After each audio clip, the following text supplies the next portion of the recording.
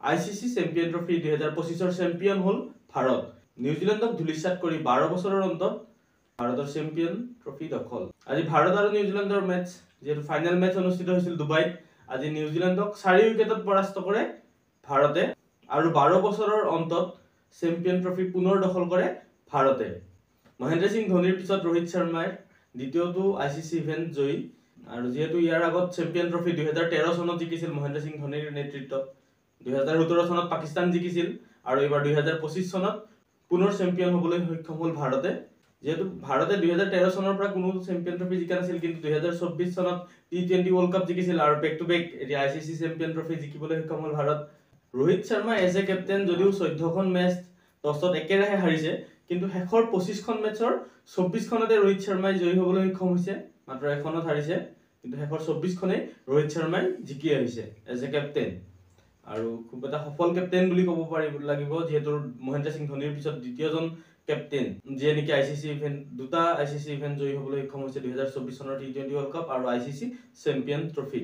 আজিৰ মেচখন খুব এটা ইণ্টাৰেষ্টিং আছিল, যেহেতু আমি ভাবিছিলো যে ভাৰতে 251ৰ টাৰ্গেট খুব সহজেই চেজ কৰি দিব, 40-42 অভাৰতে 251 ৰান কৰিব, কিন্তু মেচখন 49 অভাৰলৈ গ'ল। মাজত এনেকুৱা এটা মোমেন্ট আহি গৈছিল যে 69 বলত 69 ৰান লাগিছিল, বলে প্ৰতি ৰান লগা হৈছিল, তেতিয়া মাজত উইকেটো গুচি গৈছিল, খুব এটা ভয় লগা হৈছিল, কিন্তু শেষত KL ৰাহুল জাদেজাই মেচত জয়ী কৰে আৰু লগতে হাৰ্দিক পাণ্ডিয়াও ভাল খেলে। ডুবাইত অনুষ্ঠিত হোৱা মেচত ৰোহিত শৰ্মাই আজিলৈকে এখনো মেচ ডুবাইত এজ এ কেপ্টেইন হাৰা নাই। আজি ৰোহিত শৰ্মাই 76 ৰানৰ এটা ইনিংছ খেলে আৰু তৃতীয়জন ভাৰতীয় কেপ্টেইন হয় যিয়ে ICC ফাইনেল মেচৰ ইভেন্টত হাফ চেঞ্চুৰী কৰে। ইয়াৰ আগতে 2000 চনত সৌৰভ গাংগুলীয়ে হাফ চেঞ্চুৰী কৰিছিল আৰু লগত 2011 চনত মহেন্দ্ৰ সিং ধোনিয়ে 92 ৰান কৰিছিল, যেহেতু ৱৰ্ল্ড কাপ জিকিছিল ফাইনেলত। আজিৰ মেচখন এনেকুৱা আছিল যে টছত প্ৰথমে জয়ী হৈ নিউজিলেণ্ডে বেটিং কৰাৰ সিদ্ধান্ত লয় আৰু বেটিং কৰি 251 ৰান কৰে। নিউজিলেণ্ডৰ হৈ ৰচিন ৰবীন্দ্ৰাই 36 ৰান কৰে। যেহেতু ৰচিন ৰবীন্দ্ৰাই আগৰ মেচতো ভাল খেলি আহিছিল, ৰচিন ৰবীন্দ্ৰাই হাৰ্দিক পাণ্ডিয়াকো 6 মাৰিছিল, আজিও চেঞ্চুৰী কৰিব নেকি ভয় লাগি আছিল, কিন্তু কুলদীপ যাদৱে আহিয়ে প্ৰথম বলতে উইকেট লৈ লয় আৰু লগতে উইলিয়ামছনকো উইকেট লৈ লয় আৰু মেচখন ভাৰতৰ হাতলৈ লৈ আনে। যেহেতু প্ৰথম 10 অভাৰত 70 ৰান হৈ গৈছিল, কিন্তু শেষত কুলদীপ যাদৱে কামবেক কৰে আৰু উইলিয়ামছন আৰু ৰচিন ৰবীন্দ্ৰক দুটা উইকেট লৈ লয় বেক টু বেক। লগতে বৰুণ চক্ৰৱৰ্তীও ভাল বলিং প্ৰদৰ্শন কৰে, 10 অভাৰত 45 ৰান দি দুটা উইকেট লয়, য'ত য়াং আৰু গ্লেন ফিলিপছৰ উইকেট আছে। অক্ষৰ পেটেলে 8 অভাৰত 29 ৰান দিয়ে আৰু জাদেজাই এটা উইকেট লয়। নিউজিলেণ্ডৰ বেটছমেনসকলৰ হৈ ৰচিন ৰবীন্দ্ৰ আৰু উইলিয়ামছনে যদিও বৰ বিশেষ কৰিব নোৱাৰিলে, কিন্তু ডেৰেল মিচেলে 63 ৰান কৰে 101 বলত, খুব এটা ধৈৰ্য সহকাৰে ইনিংছটো লৈ যায়, ভাৰতৰ সন্মুখত অকলে থিয় দিয়ে ডেৰেল মিচেলে আৰু ব্ৰেছৱেলে 53 ৰান কৰে, লগতে গ্লেন ফিলিপছে 34 ৰানৰ ইনিংছ খেলে। 252 ৰানৰ টাৰ্গেট দিয়ে যিহেতু নিউজিলেণ্ডে, আমি ভাবিছিলো যে ভাৰতে খুব এটা সহজেই জয়ী কৰি ল'ব, কাৰণ টাৰ্গেটটো খুব এটা কম, কিন্তু 252 ৰান টাৰ্গেট পিচৰ হিচাপে বহুত কমো নাছিল। ভাৰতৰ হৈ শুভমান গিল আৰু ৰোহিত শৰ্মাই ভাল এটা ষ্টাৰ্ট দিয়ে, যেহেতু captain leading from the front, আজি তাৰ এক্সাম্পল দিয়ে কেপ্টেইনে।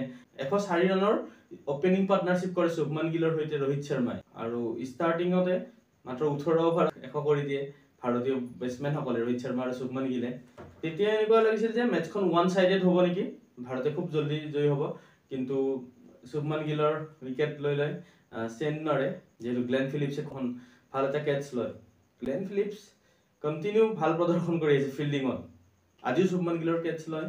শুভমান গিল 30 ৰান কৰি আউট হয় আৰু লগতে ৰোহিত শৰ্মা 76 ৰান কৰে 83 বলত। ৰোহিত শৰ্মাৰ ইনিংছত 3টা 6 আৰু 7টা 4 আছে আৰু ৰোহিত শৰ্মাই ষ্টেজ এটা বনাই দি গৈছিল যে ভাৰত জয়ী হ'বলৈ, যেহেতু ষ্টাৰ্ট খুব এটা ভাল দি গৈছিল। আজি বিৰাট কোহলি বৰ বিশেষ কৰিব নোৱাৰিলে, 1 ৰান কৰি আউট হয় আৰু লগতে অক্ষৰ পেটেল আৰু শ্ৰেয়স আয়াৰে এটা দীঘলীয়া পাৰ্টনাৰশ্বিপ কৰে, যিহেতু 3টা উইকেট খুব জলদি গুচি গৈছিল। অক্ষৰ পেটেলে 29 ৰান কৰে আৰু শ্ৰেয়স আয়াৰে 48 ৰান কৰে, যদিও হাফ চেঞ্চুৰী মিছ কৰে, কিন্তু মেচখন ভাৰতৰ চাইডে লৈ যায় শ্ৰেয়স আয়াৰে। খুব এটা ভাল প্ৰদৰ্শন আগবঢ়াই আহিছে, গোটেই ICC চেম্পিয়ন ট্ৰফিৰ হাইয়েষ্ট ৰান স্ক'ৰাৰ ভাৰতীয় বেটছমেনসকলৰ হৈ শ্ৰেয়স আয়াৰ। যেহেতু এটা টাইমত শ্ৰেয়স আয়াৰক BCCIৰ কন্ট্ৰেক্ট লিষ্টৰ পৰা আঁতৰাই দিয়া হৈছিল বা ফাৰ্ষ্ট চইচ নাছিল শ্ৰেয়স আয়াৰ, কিন্তু ভাৰতৰ হৈ এতিয়া হাইয়েষ্ট ৰান স্ক'ৰাৰ হিচাপে পৰিগণিত হয় ICC চেম্পিয়ন ট্ৰফিত। আৰু শ্ৰেয়স আয়াৰে যিহেতু ধাৰাবাহিকভাৱে ৰান কৰি আহিছে, পাকিস্তানৰ মেচতো 56 ৰান কৰিছিল আৰু লগতে নিউজিলেণ্ডৰ মেচত 79 আৰু অষ্ট্ৰেলিয়াৰ মেচত 45 আৰু আজিও 48 ৰান কৰে।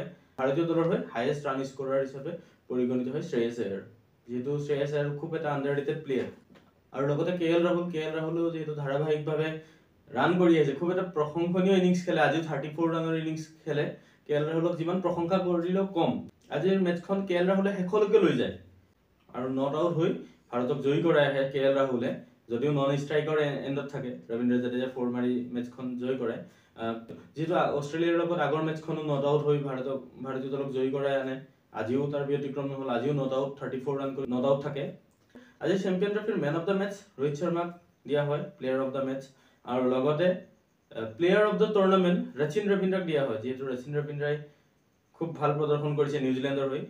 আৰু আমি এটাই আশা কৰোঁ যে please don't get retired Rohit Sharma, Virat Kohli আৰু ৰবীন্দ্ৰ জাদেজা 2027 চনৰ ৱৰ্ল্ড কাপলৈকে খেলক, আমি সেইটো আশা কৰিম। আৰু অভিনন্দন জনাইছোঁ চেম্পিয়ন টিম ইণ্ডিয়াক।